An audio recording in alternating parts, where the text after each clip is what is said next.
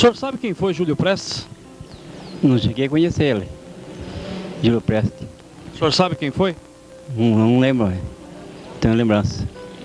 Nunca ouviu falar de Júlio Prestes? Vi falar.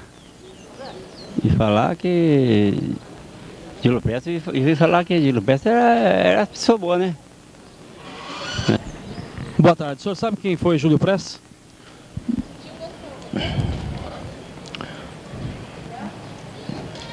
Foi Itapitiningano. Os cargos que ele exerceu, o senhor sabe? Não. Amigo, você já ouviu falar de Júlio Prestes? Não. Júlio Prestes, a não ser que... Já ouvi, ele fundou a rua Júlio Prestes, do Butantã lá, mais ou menos, sei.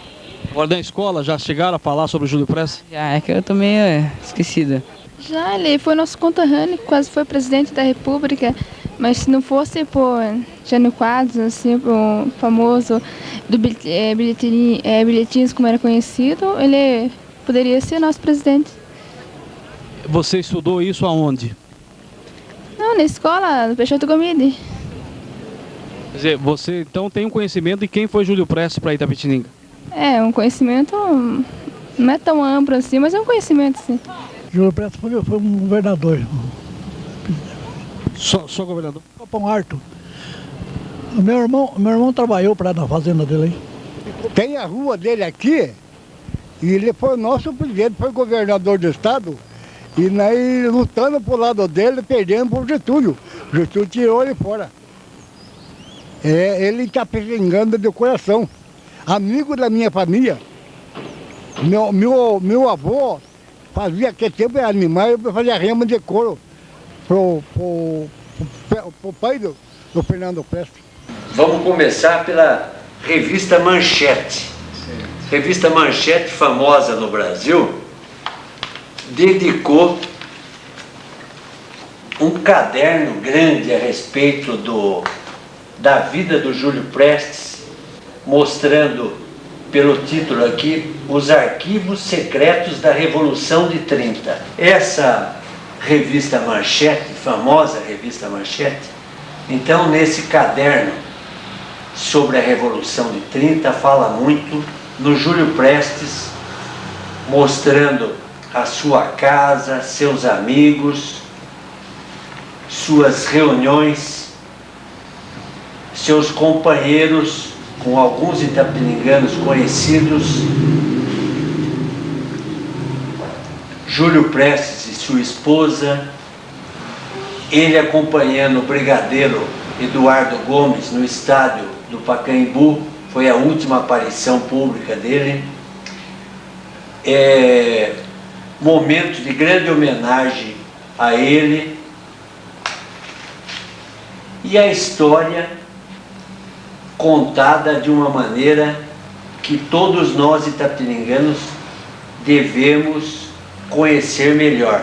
Essa notícia Manchete teve muita repercussão porque esse arquivo secreto ficou guardado durante 50 anos.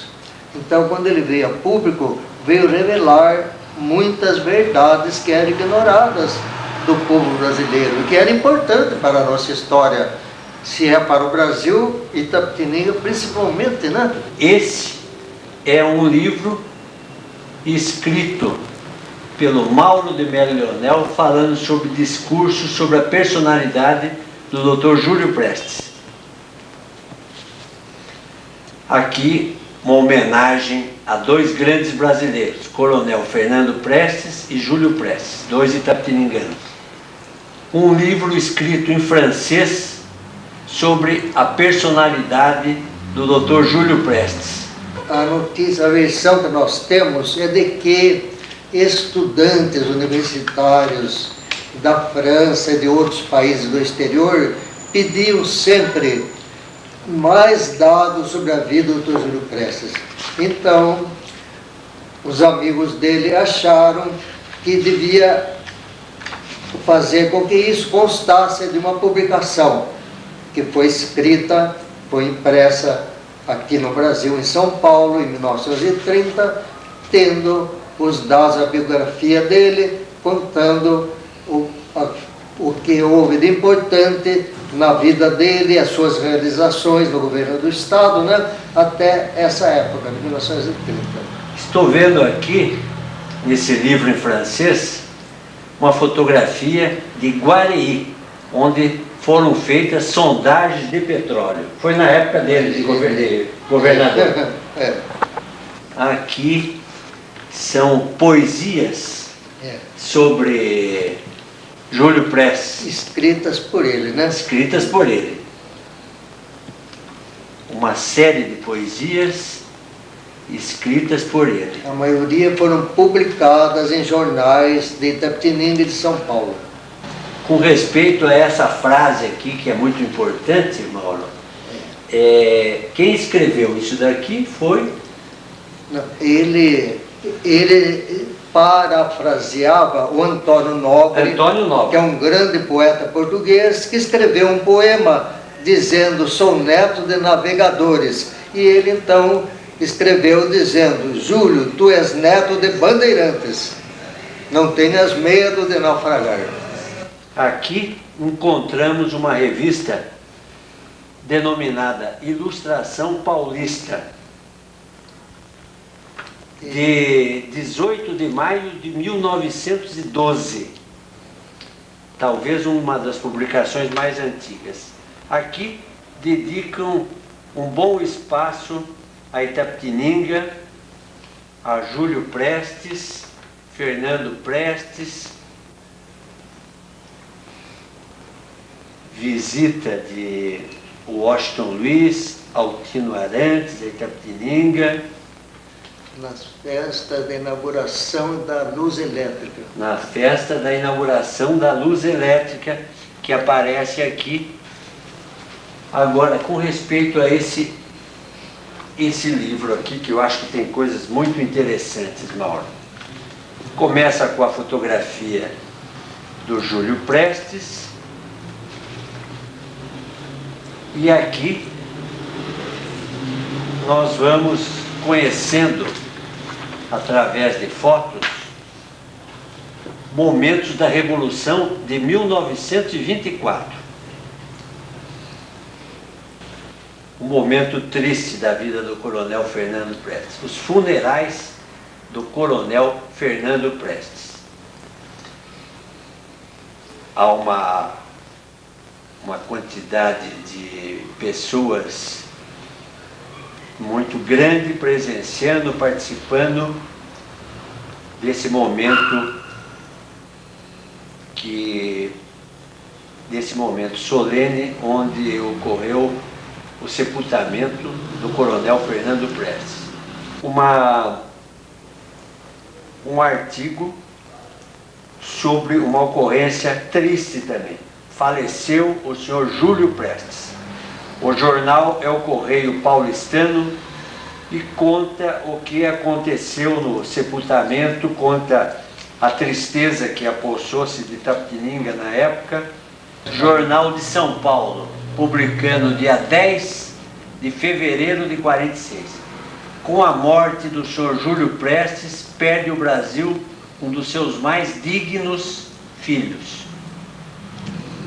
Nessa ocasião do falecimento do Dr. Júlio, todos os órgãos de imprensa de São Paulo e do Brasil destacaram toda a vida, todas as realizações, todos os trabalhos que ele executou, a sua vida pública, a sua vida de cultura, de escritor, de poeta eminente, dizendo que as letras lamentaram que a política tivesse desviado o Júlio Prestes dessa parte intelectual como um dos melhores escritores e poetas.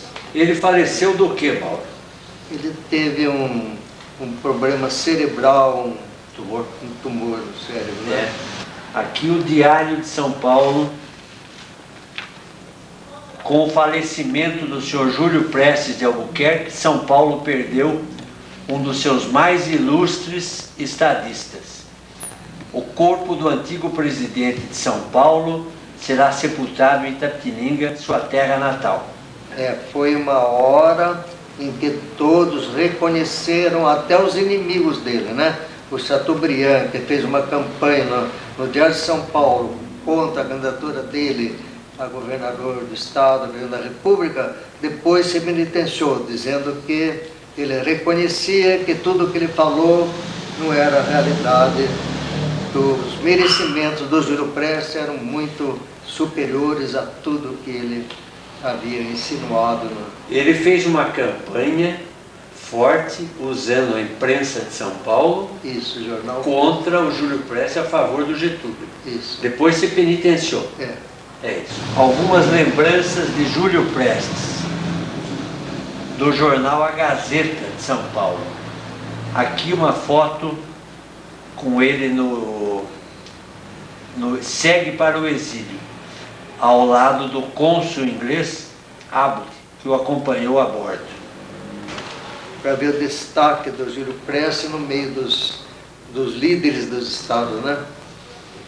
Aqui, ele em tamanho grande e os grandes líderes de outros locais, outros estados, em tamanho menor. Realmente uma liderança grande, a fotografia mostra bem aqui pra gente. E pessoas de destaque. Isso. Eu acho que não era preciso revolução. Naquele tempo, o Brasil comprava, com 6 mil reais, comprava $1. Eu acho que não tinha necessidade de fazer revolução. O Washington Luiz era governo controlado, né? A nossa moeda era estabilizada. Eu achei que a revolução foi a causa desses desastres que está acontecendo. Aqui não houve nada de revolução, só veio os gaúchos, como dizem os pés descalços, né? Eram muito marotos, não podia nem sair na rua. Mas eu era contra a revolução antes da revolução, né? Eu já achava que não era preciso revolução. Eu achava que o Brasil estava bem controlado. Naquele tempo o Brasil não tinha dívida nenhuma. E o senhor lembra da campanha do Júlio Prestes antes de 30 ou não? Lembro. Como é que era a campanha dele? Foi uma campanha muito bem feita, e ele ganhou a eleição muito fácil. O Getúlio era amigo do Júlio Prestes. Ele ficou inimigo depois que perdeu a eleição. O senhor Francisco lembra da Revolução de 30, senhor Francisco? Me lembro muito bem. Eu confirmo tudo que o senhor Amador falou aí. Eu sempre tive a mesma opinião que ele está manifestando. Foi contrário à Revolução de 30, fui avesso ao Getúlio Vargas, e acho que depois de 30 é que o Brasil passou a ter governos menos responsáveis. E Júlio Prestes, então, houve eleição, venceu com grande maioria a eleição do candidato que era contrário. Mas por um desastre, por dizer para o senhor, ele venceu com grande maioria, veio o Getúlio Vargas ficar em 20 e tantos anos como presidente da República. Eu só acho que o Getúlio prejudicou muito a Itapetininga, não? Senhor? O Getúlio prejudicou muito a nossa por esse fato. Muito, em grande parte. Primeira coisa, tirou a escola de farmácia e odontologia. Olha, eu vou dizer para o senhor, a farmácia, aquilo quanta gente vinha estudar. Na verdade, o senhor que é dentista. Tirou, veio aí ter um decreto, tirou tudo para fora. E Getúlio venceu a Revolução, e aqui a terra do Júlio Prestes, ele fez questão absoluta de parar em Itapetininga. Ele veio de trem do Rio Grande do Sul, parou em Itapetininga. E o povo da cidade praticamente revoltado com ele, né? Porque o Júlio Prestes tinha sido eleito, como vocês sabem, presidente da República. E o Getúlio deu o golpe, fez uma revolução e foi ditador durante 15 anos. E naquela época o Getúlio alguns fanáticos foram na Sorocabana e empurraram o carro dele, até com um lenço vermelho no pescoço. Tinha umas pessoas até meio conhecidas da cidade, aqui não vou citar nome, mas umas pessoas conhecidas da cidade que eram getulistas, que eram contra a família Prestes aqui em Itapetininga, que tinha sempre os inimigos, né, do Júlio Prestes. Foram lá e empurraram o carro dele. Eu sei que o povo ficou meio apático. Mas ele chegou, veio no Largo da Matriz. Aquele coreto que existe hoje, já existia nessa época. Aquele era antes de 30. E era coberto. Naquele tempo era coberto. E eu me lembro, eu era criança, meu pai tinha uma lojinha. E eu saí na porta da loja e vendo lá o Getúlio. E ele não parou com o Itapetininga. Quem parou foi o Batista Luzar. Era um dos tenentes dele. Ele tinha os tenentes dele, né? Oswaldo Aranha, Batista Luzar. O povo foi completamente contra. Acho que nem se toca. E o Batista Luzar falou. E quando estava falando lá, o pai falou para mim assim: o que você está fazendo aí? Eu falei: estou vendo o pessoal que está falando. O pai falou: sai dessa cafajestada aí. A rua Júlio Prestes, o governo federal, não sei se ensinou o que fez, porque é a prefeitura que toma conta disso, né? Só mudaram o nome de rua Júlio Prestes para a rua João Pessoa. Ficou durante um certo tempo. O povo se revoltou, arrancou postinhos que tinham no nome de rua, era mais nos postes de luz, arrancou placa, jogou no chão, pisou em cima. Eu sei que daí voltaram atrás, puseram o nome de Júlio Prestes de novo. Daí fizeram, que nem festa, comício, mas polícia, tudo meio, naquele tempo era perigo, a ditadura era um caso sério. Ele era um estadista fantástico. Saiu uma ocasião até no boletim do Diário Oficial como o maior administrador no tempo que ele foi governador. Naquela época era presidente de Estado. As obras que ele fez, que ele conseguiu, aquela verba que ele conseguiu, com o Rockefeller, ele construiu aquele centro médico que existe até hoje em São Paulo, vai passar por reforma. 5 hospitais ancenianos construiu no Estado, eram fazendas, e assim, um colosso de obras. Foi o governo que mais obras fez, mais executou. A parte administrativa foi fantástica. Como advogado, se dedicou muito à saúde do brasileiro. Fantástico, é isso mesmo? Foi fantástico. E era uma pessoa tão assim, humana, que impressionava muito. Ele tinha uma voz suave, sonora, ao mesmo tempo enérgico, mas manso. Era uma pessoa que não tinha rancores. Ele dizia: eu não tenho rancor de ninguém, eu não sou inimigo de ninguém. Eu queria lembrar que ele, desde a sua mocidade, para não dizer da sua infância em Itapetininga, já demonstrava a liderança que ia caracterizar a vida dele. E ele era talentoso. Aqui, estudando as poesias dele, que eram publicadas nos nossos jornais, já demonstravam esse traço de cultura, de amor às coisas comuns, que para nós hoje a gente vê que são as mais importantes da nossa vida. E ele teve então a maior banca de advocacia, com mais de 300 causas, com 20 profissionais advogados trabalhando com ele. Eu queria registrar que ele fez a escola complementar aqui em Itapetininga, em seguida formou-se advogado pela Faculdade do Largo São Francisco, da USP, um curso que ele realizou de maneira brilhante, foi deputado estadual, reeleito, deputado federal e governador, antes de vencer as eleições para presidente da República. Todo 15 de março, cada aniversário dele, se reunia aqui na Fazenda das Araras, amigos vindos de todas as regiões do país, que vinham cumprimentá-lo, de deputados, senadores, e a gente via o pessoal da Itapetininga também sempre presente. Era um homem de um dinamismo, de uma visão extraordinária.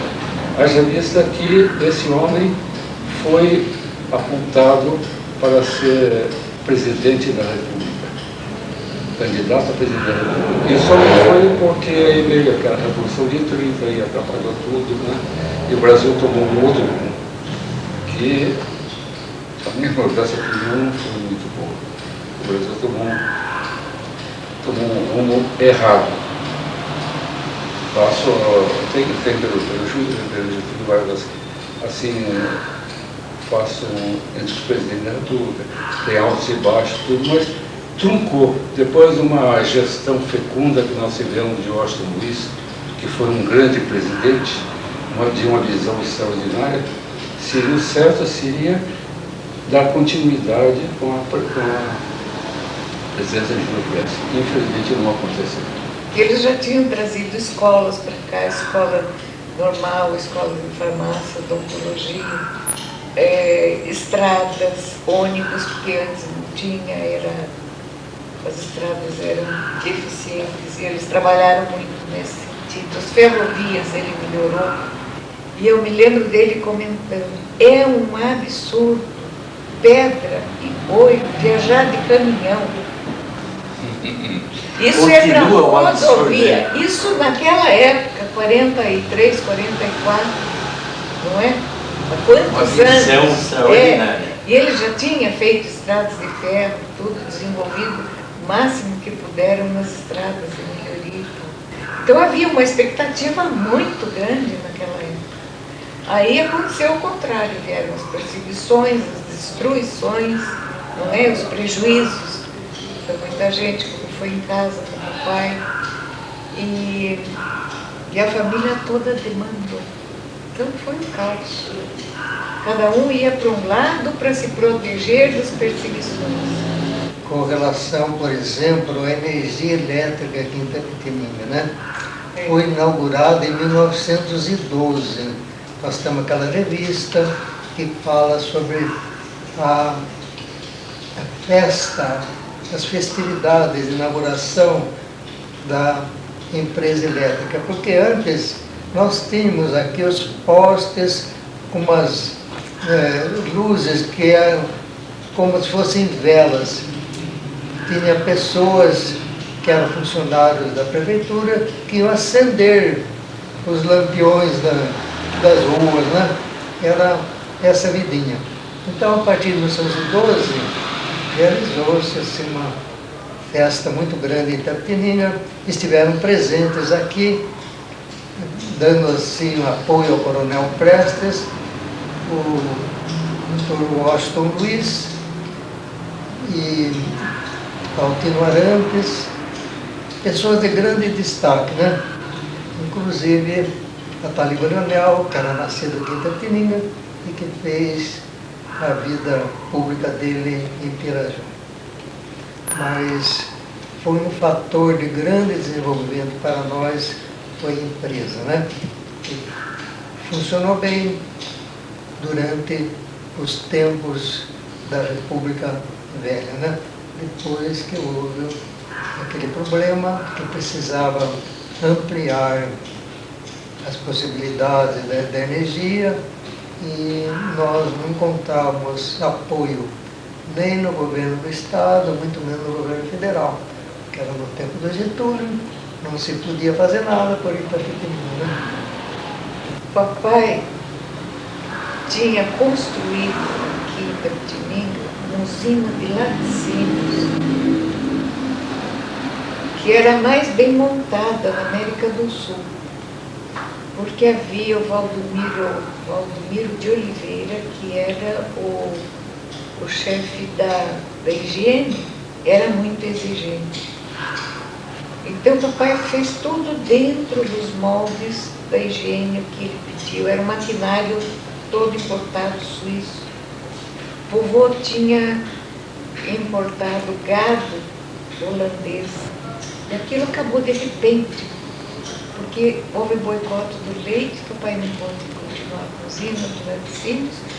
os gaúchos charquearam o gado holandês, ele teve que vender essa casinha que era nova. Não tinha ainda pavimento, mas tinha água encanada e luz elétrica. E nós fomos morar num sítio na Serrinha.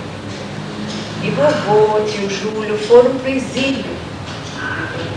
Isso foi uma coisa pesadíssima. Essa separação, quer dizer, desfacelou a família. Ela foi, não vai dizer, nessa viagem, o tio Júlio ia com a família toda e vovô para Brasília. Eles iam de trem para o Rio para tomar um navio. Foram para Portugal. Para ir para Portugal. Mas desapareceu o Fernandinho. O tio Júlio tinha um motorista muito unido a todos, ligado. E ele foi direto nos quartéis e encontrou o Fernandinho preso. Tio Júlio saiu rezando daqui até Aparecida do Norte. Quando ele chegou na Aparecida do Norte, lá estava, eu esqueço o nome do motorista, com o Fernandinho esperando na estação. Ele era muito religioso. Itapetininga foi, no passado, antes da Revolução de 30, uma das cidades mais importantes do interior do estado de São Paulo. Haja vista que recebeu a primeira escola normal do interior do estado. Depois da Caetano de Campos, foi Itapetininga. Era um centro educacional grande e revelou grandes nomes na política, nas artes, como nós tivemos nessa época artistas como Antônio Gomide, como Campos Aires, que consideravam os melhores paisagistas do Brasil, e outros artistas e políticos eminentes. Mas Itapetininga estacionou no tempo, porque aquela coisa que tinha contra Itapetininga, que o governo, infelizmente o governo de Jesus Vargas, tomou um juiz assim também como Guaratinguetá, lá no Vale do Paraíba, porque lá era a terra dos Luiz Alves, que eram inimigos políticos dele. Então, duas cidades que sofreram muito, né? Itapetininga e Guaratinguetá. Mas foi uma pena, porque Itapetininga, pela posição geográfica, é um ponto natural administrativo dessa região toda. E era no passado uma cidade mais importante que Sorocaba. Era a Atenas Sul Paulista, né? Quer dizer, era uma cidade de cultura. Eu me lembro, o Monsenhor Castanho de Sorocaba, que era historiador, ele dizia assim: Itapetininga é a sua normal. Girava tudo em torno da escola normal, né? Que foi criada junto com a Caetano de Campos, né? E a gente vê que era o prestígio do Coronel Prestes, né? E que o senador Peixoto Gomide vinha, a princípio, a passeio, ele gostava de caçada, né? E aqui na região, e veio também depois residir aqui durante tempo, né? E foi essa construção dos prédios de lá, né?